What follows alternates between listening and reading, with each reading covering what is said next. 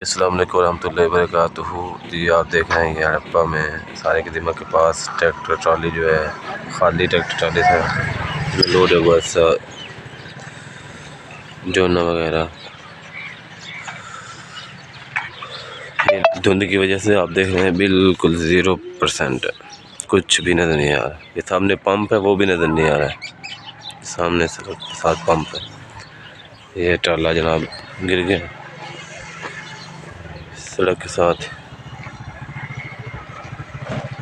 ये आप देख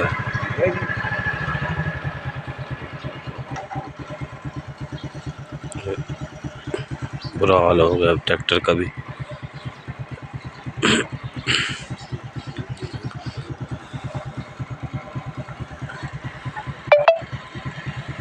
इसलिए एहतियात करें। धुंध का मौसम है, जितनी हो सकती है एहतियात करें। अल्लाह साहब के ऊपर रहम करे, करम करे।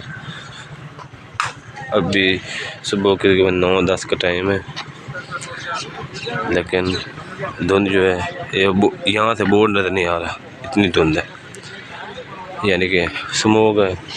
तो अल्लाह पाक सब पे करम करे, अपनी एहतियात करें, जितना हो सकती है एहतियात करें।